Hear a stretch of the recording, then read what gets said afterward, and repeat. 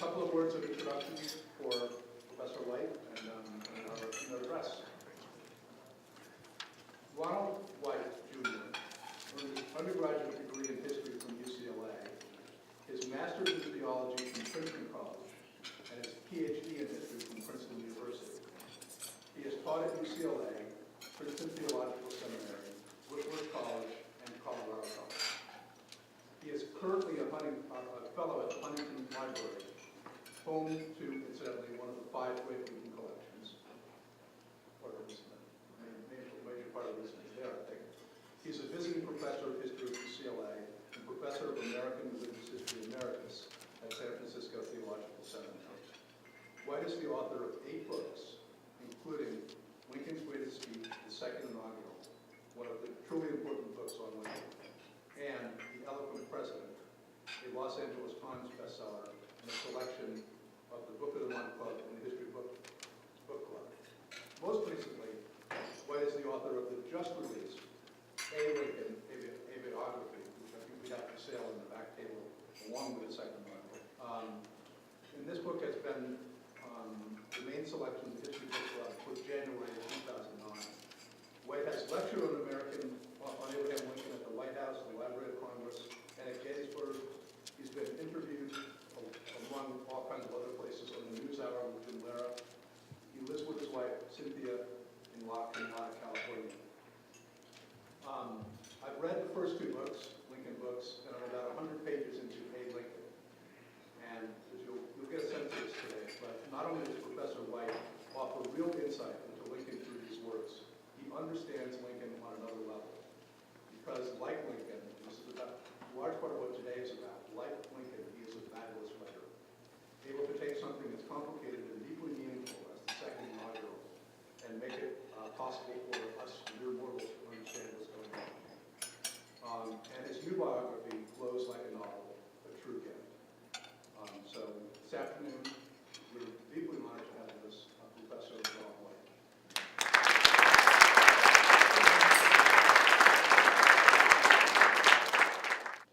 I believe in climate change. It was 80 degrees when I left Southern California. But is there anything more beautiful than this? This has been thrilling. I've been among you since Thursday, staying at this lovely hotel.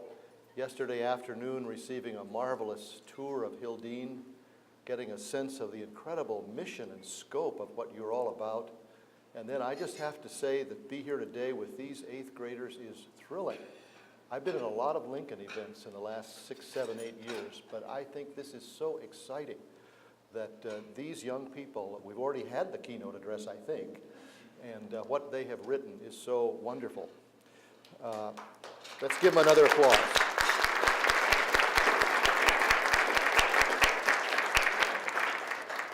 I'd like to begin with a question. How many of you have been to the Lincoln Memorial? Quite a few. I want you to get in touch. Maybe it was the first time you were there. You may have been as a young person, or perhaps you were there recently with your children or grandchildren. It is, according to the Park Service, it is the 2nd most visited memorial in Washington, second only to the Vietnam Memorial. You'll recall as you walk up those steps, you'll see first of all that huge Daniel Chester French statue of Lincoln. As you walk into that templed space, if you turn to the left, carved on one panel, is the Gettysburg Address. If you turn to the right, carved on 3 panels, is the Second Inaugural Address. Every time I go, I kind of take an informal poll, and I have to say that about 7 out of 10 are looking at the Gettysburg Address, and only 3 out of 10 the Second Inaugural, so I'm glad you chose this to write about. My editor at Simon & Schuster gave the title to my book. I called my first book Lincoln's Sermon on the Mount because that's what it was called by newspaper writers immediately after it was delivered. But she didn't like the title, and you never get to choose your own title, so she chose Lincoln's Greatest Speech. She said, that's sexier. Because most people would think it was the Gettysburg Address, but it actually is the Second Inaugural Address. Abraham Lincoln received a congratulatory letter about 10 days after he delivered the address from New York Republican politician Thurlow Weed. And in response to the letter, Lincoln wrote back and said, "I believe this is my best effort." Hence, Lincoln's greatest speech, but it is not immediately popular. Now, while we're working together on this, I'm going to ask the first question at the end while you get to ask your questions. If Lincoln thought this was his best effort, why did he think it was not immediately popular? We have to set the context. The young people know this, maybe all of us know it. Here we have a nation at war. There had not been a re-election of a president in 32 years. That's an extra credit question. This is very interactive. Who would that have been 32 years before? Andrew Jackson. A nation only 76 years old, still Lincoln called in his own presidential writing an experiment. But now 620,000 dead, as many as all of our wars put together. Seth told me the story recently discovered, put together, of those who left Manchester and went south to the Civil War and how few returned. That was the story of many New England villages. If you think about it, this was a tiny nation, only 30 to 40 million people. In World War II, the greatest generation, my wife's father died recently. He was a tank driver in Patton's Third Army.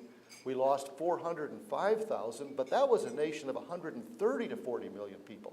So really, if you think about it, it's like we lost 3 million people in the Civil War in terms of the decimation of the young male population. So at this address, I tried to understand the feelings of those who came. We all watched Barack Obama's inauguration. I've met in my journeys over the last 10 days or so people who were at that inauguration. And they all said, almost to a person, this was the event of a lifetime for me personally. And we saw the exhilaration, the cheers, it was just thrilling. So I thought that must be the case at Lincoln's second inaugural. Oh no. What I found in those letters and diaries, to my surprise, was a deep feeling of anger. Deeply angry were the people who came to that second inaugural because they had lost a father, husband, son, brother in the Civil War. And they wanted Lincoln to give voice to that anger, towards the South. Would he do so? Certainly he would declare his policies towards the Confederacy. He would sketch out what he was going to do for Reconstruction, but he offered an address and he did none of those things. His first address was 25 to 30 minutes. We've become used to, I'm so glad Barack Obama spoke only 18 minutes. What Bill Clinton would speak about 45 minutes. That's more typical.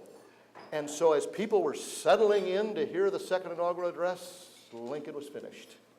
He only spoke 6 to 7 minutes. He offered the second shortest inaugural address ever in American history. The shortest was George Washington's second inaugural. Washington did not want to run for a second term. He was persuaded to do so. And at a time where there was little tradition, he stood up and in a sense said, "Thank you very much," in 135 words. Lincoln will offer 701 words, of which 505 are one syllable. Lincoln loved the Saxon Bible. He didn't call it the King James Bible. He called it the Saxon Bible. The Saxon language of the Bible and of Shakespeare is sturdy, one-syllable words. Young people, don't ever become convinced in college or high school or college that now you need to write in more complicated language and use much bigger words to show how astute and brilliant you are. I even tried that early on in some of my writings, and my editor sort of slapped me on the hand, and he said, "No," he said, "you need to write like Lincoln wrote. There's nothing wrong with sturdy words." And then, to my great surprise, in that 701 words, Lincoln mentions God 14 times, quotes the Bible 4 times, invokes prayer 3 times. Well, as I began my Lincoln studies not long ago, my academic colleagues said, "Don't get too excited about that. That's what we do in inaugural addresses. This is largely a religious nation, and every president must offer words about God and certainly will quote the Bible." Is that true? So I read the previous 18 inaugural addresses and was very surprised to discover that, yes, every single president had mentioned God, supreme deity. They used different names for it, but always, I mean always, in the last paragraph. Kind of like, and we need God's help too. What really surprised me was that the Bible had been quoted only one time in the previous 18 addresses by John Quincy Adams. Unless the Lord builds the house, those who build it labor in vain, quoting from the Psalms. Today, it's become expected that you will quote the Bible. You better quote the Bible. But this was not the possibility in Lincoln's day. In fact, he was severely criticized after the address for quoting the Bible. The New York World took him to task. What kind of an address is this? He has taken refuge in an old-fashioned kind of piety. Other newspapers accused him of crossing the line between church and state. Where have we heard that before? I've placed in your hands, it may be in the center of your table, the text that has been prepared. If you would take that text in your hand, I want us to discover together some of the meaning of these words. I didn't let you answer the question about the second inaugural. I'm going to drop back to the Lincoln Memorial. I'm going to drop back to that, just reconvene that question. Would several of you give voice to what was your experience or feeling when you were there at the Lincoln Memorial? If you would be willing to say what you say, that I'll repeat what you say. This is important. What was your experience when you were there? Would anybody give voice to the feeling that you had? Yes, sir. Reverence. Feeling of reverence. Awe. A feeling of awe. Anyone else? Yes. You felt very insignificant. Well, the reason that I ultimately first got into the Lincoln study and writing about Abraham Lincoln was that these words of reverence, awe, feeling insignificant, probably the word awe is the one I've heard the most, or maybe the young people say awesome. I'm arguing that awe is not the same thing as understanding. And so what I'm trying to do, and what the young people have done in their essays, is to get beyond the kind of reverence and awe, our great feeling for Abraham Lincoln, and to try to go at a deeper level of the understanding of what he's saying. So the first paragraph begins, "At this second appearing to take the oath of the presidential office, there is less occasion for an extended address than there was at the first." This is not exactly 87 years ago. What is Lincoln doing in this first paragraph? I put it out at your table hoping you might have a chance to read it. I want you to take it home and read it some more. Lincoln does something absolutely against every rule of leadership in the first paragraph. His rhetorical strategy is to diminish our expectations. How many times during the war in Iraq did we hear, this is a turning point, this is a turning point, now this is a turning point, now this is a turning point? Lincoln takes the opposite approach. He wants to diminish our expectations rather than raise our expectations. Watch the way he does this. Line 1, at the end of the first line, there is less occasion for an extended address. Line 6, 2/3 across to the right, little that is new could be presented. Line 9, the second to the last line of the first paragraph, no prediction in regard to it is ventured. Now, the war was coming to an end, most people believed, but Lincoln will use this word insurgent, a word we're very familiar with in our time, and there was every possibility that the South could melt away into the hills of North Carolina, cross the Mississippi into Missouri, go down below the border of Mexico, and continue this war forever and ever. Up until the last 25 or 35 years, the conventional wisdom about the Civil War was, and the South would repeat this story, well, of course the North would win. They had far more people. They had the industrial might. The fate of the war was really sealed from the beginning. Absolutely not true. In Jim McPherson's wonderful book, Battle Cry of Freedom, he says at the end the various, I think he names 9 different factors of contingency. Of course we would win the war in Vietnam. We had more people. We had more material. Of course we will win the war in Afghanistan. We have more military. we have more industrial might. I'll tell you, having all of that does not in any sense of the word indicate that one side can defeat the other, and the South knew that. All they had to do was to hold on. They could keep going for a long, long time after 1865. No prediction in regard to its venture. In the second paragraph, we begin to get more of a sense as to what Lincoln is doing. Remember now, Lincoln is this tall man with formerly with 1 year of education. If Lincoln would enter our ballroom today, given the change of height from the 19th to the 21st century, we would all notice him because he would be 6 feet 9 or 6 feet 10 inches tall as he entered this room. 6 feet 4 would have been 6 feet 9 or 10 today. He comes not particularly a handsome man. Walt Whitman, who saw him many times in Washington, said, his face is so awful ugly that it becomes beautiful. When you began to hear him, he embodied Aristotle's rules in his treatise for rhetoric, that the first quality we're looking for in persuasive speech, and we know it when we see it. We're not looking for those politicians, there are too many of them, that seem to be acting out a role, saying what we expect them to hear. We're looking for that politician who has integrity, what today we call authenticity. And after a couple of minutes, the audience knew this was Abraham Lincoln. Well, Lincoln taught himself grammar. He was reading grammar at age 23, still teaching himself. And in the second paragraph, we see some of Lincoln's grammar, some of his rhetorical strategy, which he employs at Gettysburg and now will employ again at the second inaugural. The first thing I want to say about this is I argue that Lincoln literally disappeared in the Gettysburg Address and the second inaugural. What do I mean? Today, all too often, politicians, yes, talk radio, yes, sports radio, every sentence begins I. Lincoln uses not one personal pronoun in the Gettysburg Address. In the second inaugural, he uses only 2 personal pronouns. Look at the tortured syntax of the beginning of the second paragraph by which he avoids saying I. The third line of the second paragraph, while the inaugural, he cannot spell inaugural. I'm so glad we kept it as it is. The modern internet sadly changes his spelling and changes his punctuation, corrects all his misspellings. This is his misspelling. He cannot spell inaugural. Over and over again, he keeps misspelling it. While the inaugural address was being delivered from this place. My goodness, why didn't he simply say, while I delivered the inaugural address?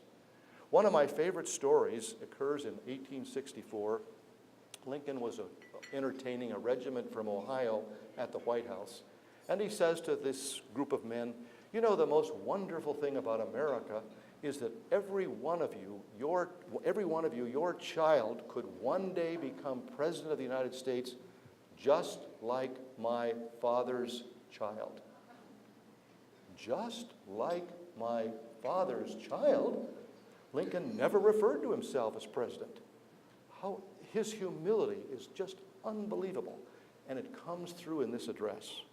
Now, part of the way he loved to write and actually speak, and there's a difference between speaking and writing. I don't like teleprompters. People seem to be speaking, but they're not speaking. They're simply reading the teleprompter. Lincoln spoke to a real audience, and he wanted to always arrive somewhere early so he could meet people in the audience, know who he's speaking to. This is so important. You're not just speaking to a mass of people, you're speaking to individuals. He had various ways that he spoke. The strategy of the whole address begins to be revealed in the first and second lines of the second paragraph. Lincoln is asking himself this question: how can the South be brought back into the Union? This was spoken of in the various essays that we heard earlier today. Lincoln is aware of the anger in the crowd, but he's also aware that if the South is meant to bear alone the blame and the shame, they will never be allowed to come back into the Union fully. So his first inclination is to use what I call inclusive language. Watch the way he does it. All thoughts were anxiously directed to an impending civil war. All dreaded it. All sought to avert it. Towards the end of the paragraph, both parties deprecated war. Barack Obama's sentence on Muslims seemed in some ways out of place because his earlier references were to Christians and Jews and Hindus, but he made a very self-conscious attempt to begin to be inclusive, to say, we are not against you. And this is what Lincoln is saying, we are not against you. Now, at the end of that paragraph, though you may want to disagree, first time I ever spoke about this at the United States Air Force Academy, a professor of English jumped up and said, but wait a second, doesn't he say at the end of the paragraph, the second paragraph, but one of them would make war rather than let the nation survive, and the other would accept war rather than let it perish? Isn't he blaming the South, the professor said? Yes, but when you hear a speaker, politician, professor, preacher, pay attention to what the person doesn't say as well as what they do say. What if Lincoln would have said, but both parties deprecated war, but those traitors, that enemy, those Confederates, he would have raised the emotional decibels and the crowd would have broken into applause. He self-consciously doesn't do that. He lowers the decibels by using this innocuous generic word, but one of them. Very self-conscious. Now here's an extra credit question. Only 8th graders can speak. I want to test your knowledge of English grammar. What is alliteration? Oh, there she's got it. Yes. 2 words or several words in a row that start with the same letter. Wonderful. 2 words or several words in a row that start with the same consonant or sound. Let's listen to the second paragraph. On the occasion corresponding to this 4 years ago, all thoughts were anxiously directed to an impending civil war. All dreaded it, all sought to avert it. While the inaugural address was being delivered from this place, devoted altogether to saving the Union without war, insurgent agents were in the city seeking to destroy it without war, seeking to dissolve the Union and divide effects by negotiations. Both parties deprecated war. 8 times in these few sentences, Lincoln uses alliteration. What does alliteration do for you and me, the listener? We're listening to this address. It's outside. It's cold. We're standing there. We're off the edge of the crowd. Lincoln could probably, this is amazing. I learned this after writing this book. Probably 8,000 to 9,000 people could hear him. If you were at the amphitheaters in Turkey today, they were built for 8,000 or 9,000 people who a practiced speaker could communicate with. What's alliteration do for us? There's an invisible symmetry. He's building these words together. There's kind of like in music, almost a crescendo of this paragraph as it builds from one word to the next word to the next word. Lincoln is a phenomenal speaker. He has another writing style, which he really did at Gettysburg, where he was constrained to speak with only 272 words. He will take one word and repeat it over and over and over again. There's a noun in the second paragraph. What is that word?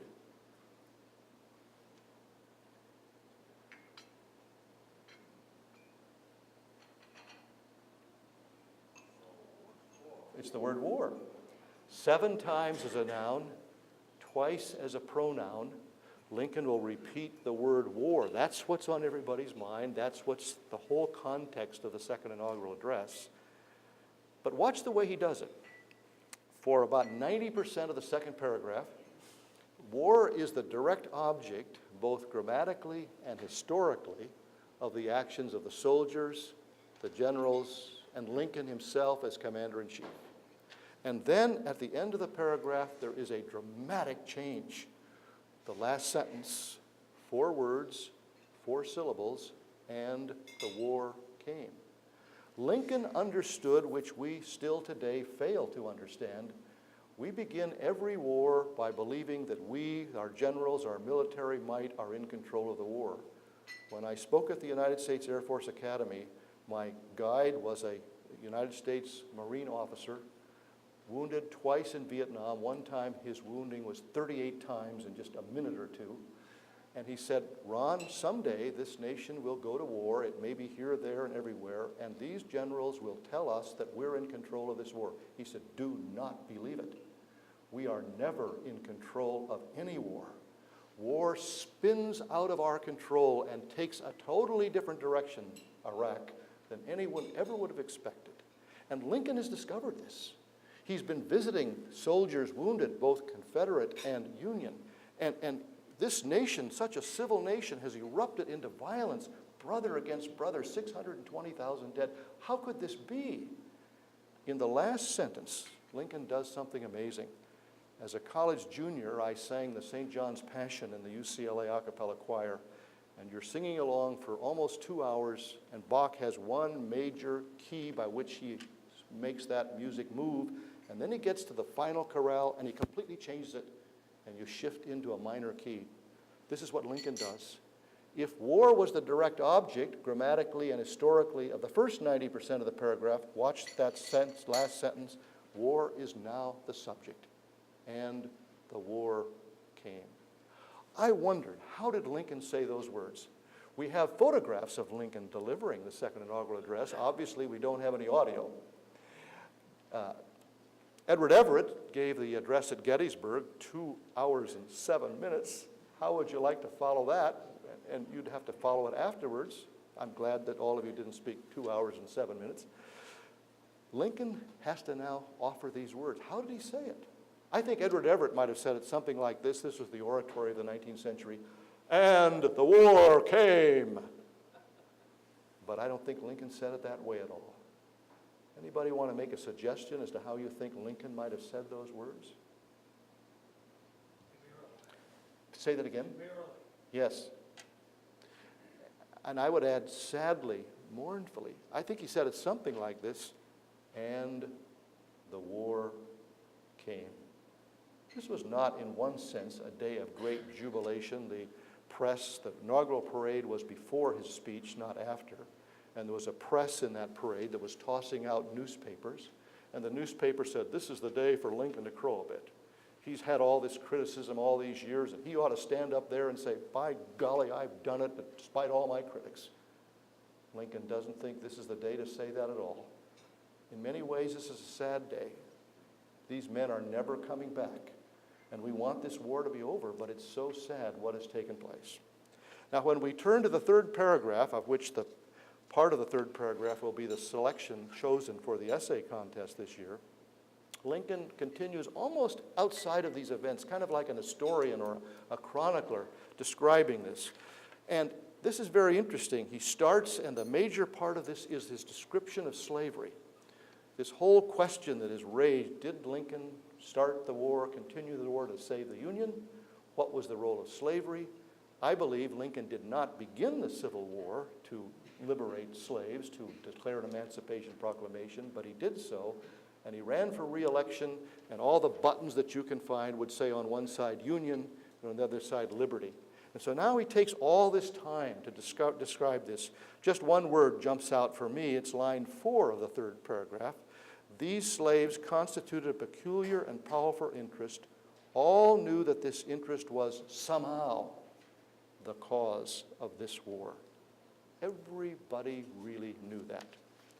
When we get down to the bottom of the third paragraph, bottom of your page actually, line 10, both read the same Bible and pray to the same God. I believe Lincoln is signaling to his audience that he now intends to speak theologically as well as politically about the meaning of the war. Notice how he begins with this inclusive language. Both read the same Bible and pray to the same God. He's saying to his audience, the South reads the Bible every bit as much as the North. The Confederate soldiers read the Bible every bit as much as the Union soldiers. And pray to the same God, and I love the punctuation there. Lincoln uses a lot of semicolons. It's as if he's offered one thought, they pray to this God. We can affirm that. But then with that semicolon, he goes in completely opposite direction. And each invokes his aid against the other. There's a bite in that clause. Lincoln had become tired of delegations of ministers and politicians who came to him to say, God is on our side, God is on our side. Every political address today must conclude, God bless America, God bless America. Lincoln would have none of that. He's asking this question, really, how dare each side make of God a tribal God who could only be for the North or could only be for the South? That's not the kind of God that I understand in the Bible.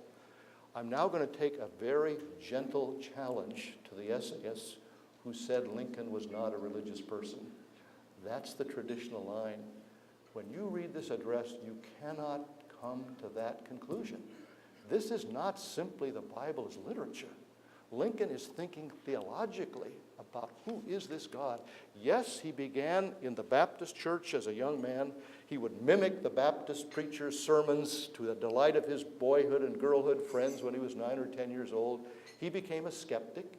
He became a scoffer.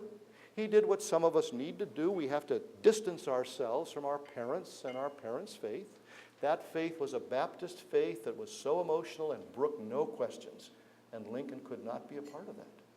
But later in life, I argue, he reappropriated the Christian faith, not as a Baptist, but as an old school Presbyterian where people could ask questions, where his minister, Phineas Densmore Gurley, even at the funeral of Willie Lincoln, would be talking about the contest between God's determinism and man's free will, and then would lean forward to Abraham Lincoln. Mary wasn't there. She was so consumed with grief. And he said to Abraham Lincoln, I ask you to trust in biblical providence. Providence confirms that God of the Christian faith is a loving God with personality who does act in history. This is not fatalism, friends, in this document. This is providence. This is a God who acts in history. And then he starts the first biblical phrase. I can't really go into all of this, but it may seem strange that any men should dare to ask a just God's assistance in bringing their bread from the sweat of other men's faces. Lincoln understood that the Bible was not simply there and then, but it's here and now. 3 months to the day before he offered these words, 2 women of the South came to see him. Their husbands were in a Union prison. You can't find the antecedents of this address in any of Lincoln's spoken words, but you can find the antecedents. And these women said, our husbands are religious men. They knew the tale in Washington that if women came to Lincoln, especially with their tears, he would excuse the man who fell asleep on sentry duty. He would excuse almost anything to the consternation of his generals. Boy, were these women surprised when he said to them, would you come back tomorrow and we'll continue the conversation? And after the second day, he said, how about coming back tomorrow? And my goodness, the President of the United States is inviting us back 3 times. At the end of the 3rd day, he said to these women, I find it very difficult when you tell me your husbands are religious men. How can religious men go against the duly constituted authority of this land? And then he quoted from memory, Genesis 3:19, which says what? Your husbands have earned their bread from the sweat of other men's faces, slavery. And then he said to these 2 women, they must have jumped out of their shoes, I don't think this is the kind of religion that gets people to heaven. When the women left, he called in Noah Brooks of the Sacramento Daily Union, who would have been his secretary in the 2nd term, and he said, Noah, let's write this down. I kind of like what I said to these 2 women. Maybe we can use this 3 months to the day. He uses it in his 2nd inaugural. Let me just say a bit about the paragraph that has been the focus of the essay competition. The students got it right, absolutely. If we shall suppose that American slavery, they all emphasize the fact that he was bringing all of the nation into it. But again, think about it if he had not said that. What if he'd have said, if we shall suppose that slavery, oh, the crowd would have erupted in cheers because they assumed he meant Southern slavery. Or if he would have said, if we shall suppose that Southern slavery, they really would have gone wild. But as you all suggested, when he says American slavery, what you may or may not know is that many of the slave ships sailed out of New England. The only person ever put to death for being the commandeer of a slave ship was done so by Abraham Lincoln. The sentence was before Lincoln. This man's wife came again and again to beg for her husband's life. Lincoln was not deterred. This man was hung to death because he came out of, I think it was Rhode Island, and he was the owner of a slave ship. There's more in this paragraph. Lincoln uses the word, the providence of God. This is no fatalist. writing these words, but which having continued through his appointed time, look at the force of the active verbs. He now wills, he gives to the north and south this terrible war, as the woe due to those by whom the offense came. This is really an old New England Puritan Jeremiad. In the second and third generation in New England, the preachers would say to their flock, your forefathers came here and understood the vision of God. You have forgotten it. You have turned away from God for your moral immorality or whatever it might be. God has a complaint against you. Lincoln is quoting Matthew 18:7. It's a Puritan Jeremiad. As the woe due to those by whom the offense came, shall we discern any departure from those divine attributes which the believers in the living God always ascribe to him? Divine attributes. I had never seen anybody work with those words. Those are strange words to use to describe God. But not so if you understand old school Presbyterians. For Phineas Densmore Gurley had finished number 1 in his class at Princeton Seminary.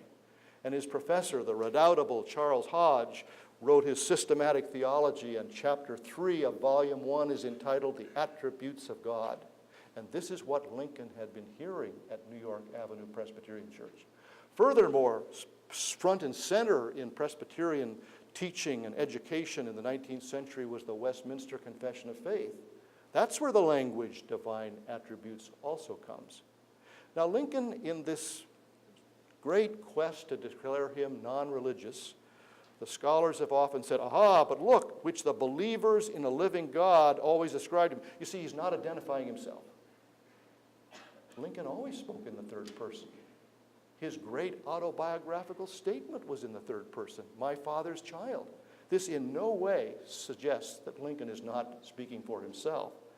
And living God, I did an op-ed piece that was published in the LA Times 2 weeks ago today, and through their syndicate was all over the nation, called Linked by a Bible, in which I tried to build from the choice of Barack Obama to use the ceremonial Lincoln Bible. I was traveling, and on Friday night, the op-ed editor of the LA Times said, Ron, this is the final edition. Do you have any final corrections? I read the text with horror. A copy editor had put in lowercase living God, and I called her back and I said, no, that's the whole point. It's an uppercase. Don't you dare have a copyist put living God in lowercase. This is Lincoln's sense of respect. When he was worshiped at the New York Avenue Presbyterian Church, everybody went like that because Lincoln always stood up to pray, stood on his feet. That's not a Presbyterian posture. And they said, why do you stand up? Because he said, I respect God. That's why I say God Almighty. That's why I say living God. This was a mark of respect. So this is a wonderful paragraph. And we move quickly to close. Fondly do we hope, fervently do we pray. Do you hear the alliteration there? Yet if God wills, and then this wonderful image, until every drop of blood, it's not wonderful, it's terrible, but until every drop of blood drawn with a lash,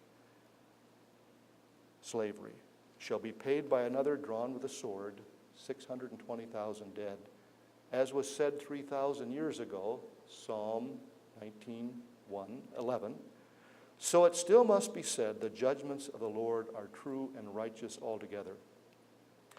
In conclusion, Lincoln asked himself a question. Is it possible for a nation so deeply divided to come together? Only if we're willing to offer each other forgiveness. He offers this incredible call for reconciliation that sounds across the ages. Most people of the 17th, 18th, 19th century, we look back and we read about them in the English class or the history books. These words are contemporary. That's why Barack Obama finds in Lincoln something that guides him in the first part of the 21st century. May I suggest that we conclude by saying the last words together, this final paragraph. This is so remarkable about Abraham Lincoln. This embodies the man. It really is the heart of who he is. I'm asking you to say it together. He spoke only 110 words a minute. We speak 150. When we're nervous, we speak more quickly. Let's say it slowly together. With malice toward none, with charity for all, with firmness in the right, as God gives us to see the right, let us strive on to finish the work we are in, to bind up the nation's wounds, to care for him who shall have borne the battle, and for his widow and his orphan, to do all which may achieve and cherish a just and a lasting peace among ourselves and with all nations. Thank you very much.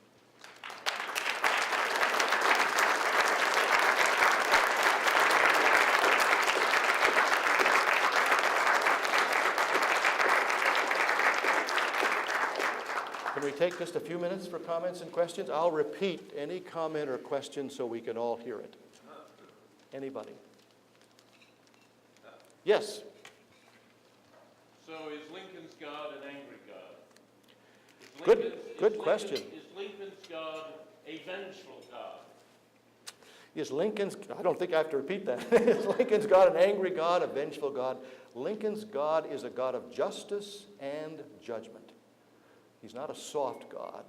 This is a God, there's almost a Puritan DNA in his spirit, whether you like the Puritans or not. This is a moral universe, and we have sowed slavery for hundreds of years, and now we are reaping its rewards. What we have done to these African Americans with the whip is now being born and sown to our sons and fathers and husbands. And so this may be hard to hear in modern ears. Lincoln is saying God is a God of judgment, and he's offering judgment on the American nation. What I meant to say was most inaugural speeches are just self-congratulation to the candidate and to the nation. Aren't we wonderful? This is the most direct attempt by any inaugural address in our whole history to say, you know, we have a big problem in the middle of our society. We're not as great as we think we are. This is the problem. Another question or comment? Yes? Is there any record of how he delivered his delivery, what he was like? Good question. Is there any record of the way he delivered? I don't want to dissuade anybody, but the Lincoln of Disneyland or wherever he is today is not Lincoln who spoke. This tall man did not have a bass or baritone voice. He had a tenor voice. And when he began, he was often so nervous that it shifted into falsetto. And several people described him when he spoke in Congress once, that he would literally begin up one side of the aisle with his hand against the wall. He would move down the other side of the aisle. His arms were so like this. But he became absolutely engaging because of the energy. And so he spoke with a lot of motion. He gradually learned to sort of train himself not to do that as he gave more formal addresses. And although he had written the address, he liked to deliver it straight on. I learned, I don't know about you, but I just don't like our modern Congress. You turn on C-SPAN and here's the leader of the Democratic or Republican Party giving this address, and no one's there. No one's there. In the 19th century, everyone was there. People lined up to hear these addresses, and the wife of a congressman wrote in her letter, even if you'd spent weeks preparing this address, you would dare not read it. You would always speak it. You would never read an address. A preacher would never read a sermon. He would deliver it directly because he wanted to see the eyes and get the response. So Lincoln was a powerful, persuasive, that's the key word, persuasive speaker. He wanted to persuade the other side. He wasn't speaking to his base. He wanted to persuade the other side. Yes, sir. What can you tell us about how many drafts he went through before being satisfied, if he ever was? Wonderful question. I like to say to students, there's no such thing as good writing, there's only good rewriting. And Lincoln was not some spontaneous genius. He went through multiple drafts. We don't know as much about this particular speech. He met two visitors 1 week before in his office. He told them it was a speech of 600 words. Well, it's 700. We do know through the inaugural address, through his special message to Congress, that he went through multiple drafts, and we have them. He was a reviser and an editor, and this was part of the secret of his ability to be an orator. Yes? You mentioned at the time of his writing, people were very upset when he gave the speech. At his death, what was written about him at that time? How have things changed? Or was it I mentioned that people were very upset. I may have overstated that. Some people were upset. We have to recognize that in that day, you may think our newspapers have political points of view, nothing compared to them. In every major town or city, you would have a strongly Republican paper and a strongly Democratic paper. The Chicago Tribune loved the speech. The Chicago Times thought it was terrible. What was most interesting to me were two things. First of all, the English press just absolutely savaged Lincoln through his entire career. He was nothing more but a village lawyer. Oh, they ridiculed the Gettysburg Address, but they loved the second inaugural. 3 or 4 newspapers said, this is wonderful. And I love one of their comments. It said, if this would have been delivered by any other American, it would have been arrogant. But delivered by Abraham Lincoln, it's as if, and they're now beginning to quote scripture, God has chosen the foolish things of the world to shame the wise. At the end of the war, there were only 5 newspapers publishing in the South. The editor of the Petersburg Herald, where Grant had been, obviously read this address, was very perplexed because they saw Lincoln through a caricature, and he wrote in his editorial on March 9, what are we to make of this address? Obviously, this person is in touch with the revelation of Scripture. Who is this person? He sounds like an emissary of peace. How are we to understand this? Well, he said, I guess we should end by taking his words, let us judge not, that we be not judged. Yes? We were earlier talking about public speaking as a dwindling art. Yes. And I wonder, was rhetoric, and you mentioned that Lincoln taught himself, was teaching himself grammar in his 20s. Was rhetoric and public speaking part of his academic training, or was it something that he came to personally? A very good question. You begin by observing that rhetoric seems to be a diminishing art, and I would say, sadly, that's true. Now, remember, Lincoln didn't go have formal schooling, but in the middle of the 19th century, rhetoric would have been right at the center of the curriculum. Now it's been pushed to the margins if it's there at all. But if you look at Lincoln's grammar books, part of learning grammar was learning rhetoric. And at the end of those grammar books would be exercises from Shakespeare, from the Bible, whatever, in which you were asked to declaim, to speak out loud. And so the grammar books recognized the difference between writing and speaking. And Lincoln, therefore, taught himself to be a very good speaker, but that was part of the age. I think our inaugural ceremony is an anachronism. It was built for another time. Barack Obama is quite an exception. I've spoken with politicians in Washington who will say right out, I am not a good speaker. This is not how I got elected to office. This is not who I am. And so what makes a good speaker? I think one art of being a good speaker is an ear for poetry.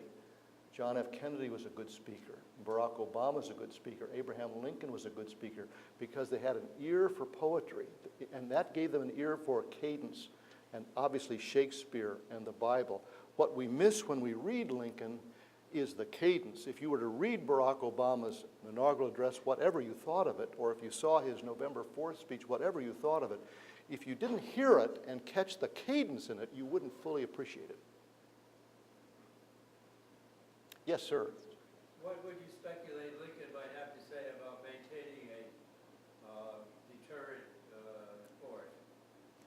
What do I think Lincoln would probably say about maintaining a deterrent force?